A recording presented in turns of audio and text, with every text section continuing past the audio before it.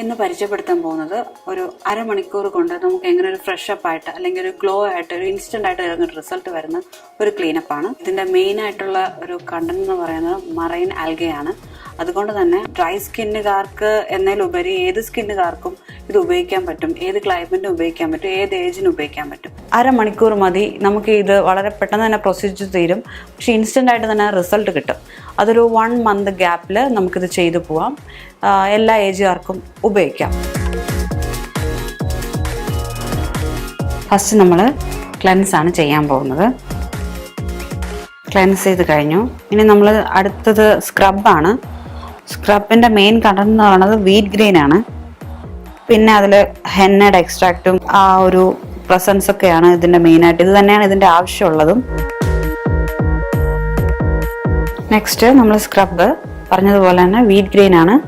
ഗ്രെയിൻസിൻ്റെ ഒരു ഇത് കൂടുതലായതുകൊണ്ട് തന്നെ മാക്സിമം സ്ലോയിൽ കൊടുക്കാൻ പറ്റുന്ന രീതിയിൽ മസാജ് കൊടുക്കാൻ പാടുള്ളൂ. സ്കിന്ന് റാഷസ് ഒന്നും വരാൻ പാടില്ല. ഇത് ഹെർബലായിട്ടുള്ള കണ്ടന്റ് ആയതുകൊണ്ട് തന്നെ നമുക്ക് പറഞ്ഞതുപോലെ ഏത് ഏജിലും ഉപയോഗിക്കാവുന്നതാണ്.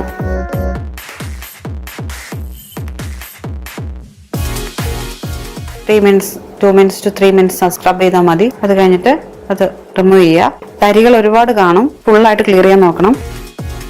ഈ സ്ക്രബ് നമ്മൾ ഡെഡ് സെൽസും എക്സ്ഫോളിയേഷൻ ആണ് ഉദ്ദേശിക്കുന്നത്. ഡെഡ് സെൽസ് റിമൂവ് ചെയ്യുക, ഇമ്പ്യൂരിറ്റീസ് കളയുക. കൂടെ തന്നെ വീറ്റ് ഗ്രെയിൻ ആയതുകൊണ്ട് തന്നെ ഇൻസ്റ്റന്റ് ആയിട്ടുള്ള റിസൾട്ട് എന്ന് പറഞ്ഞാലും അതിൽ കൂടുതൽ ഹെർബൽ ആണ് നമ്മൾ ഉദ്ദേശിക്കുന്നത്.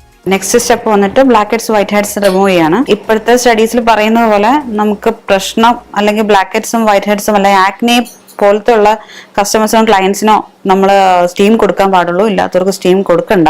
അല്ലാതെ തന്നെയുള്ള വൈറ്റ് ഹെഡ്സ് എടുക്കുക. ഈ സ്ക്രബിൽ അത് നോർമലി പുഷ് ചെയ്യുമ്പോൾ തന്നെ പൊക്കോളും. വലുതായിട്ടുള്ള പ്രഷർ ആവശ്യം വരുന്നില്ല. പാക്ക് നമ്മൾ കുറേശ്ശെ അപ്ലൈ ചെയ്യുവാണ്. ജെല്ലായതുകൊണ്ട് തന്നെ കുറച്ച് തിക്കായിട്ടിടണം. മിക്സ് ചെയ്തിട്ട് ഒരുപാട് നേരം വച്ചിക്കാൻ പാടില്ല. ഈ മാസ്കിനൊരു കൺസിസ്റ്റൻസി ഉണ്ട്.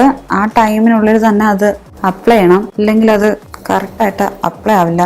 മിക്സ് ചെയ്യുമ്പോൾ തന്നെ ക്ലൈനെ റെഡിയാക്കുക. അപ്പോൾ തന്നെ അപ്ലൈ ചെയ്യുക. കോട്ടൺ പാഡ് കൂടി കണ്ണീര് വയ്ക്കാം. നമ്മൾ ടോണറിൽ മിക്സ് ചെയ്ത് വേണം പാഡ് വെക്കാനുള്ളത്. അതിൻ്റെ 20 minutes വെയിറ്റ് ചെയ്യണം നമ്മൾ അതൊന്ന് സെറ്റ് ആവാൻ വേണ്ടി. നമ്മുടെ ഇൻസ്റ്റന്റ് ഗ്ലോ ഫ്രഷ് അപ്പ് അത് കഴിഞ്ഞിട്ടുണ്ട്. നമുക്ക് ആ ഫേസ് കാണുമ്പോൾ തന്നെ അറിയാൻ പറ്റും ആ ഒരു ഗ്ലോ കിട്ടുന്നുണ്ട്.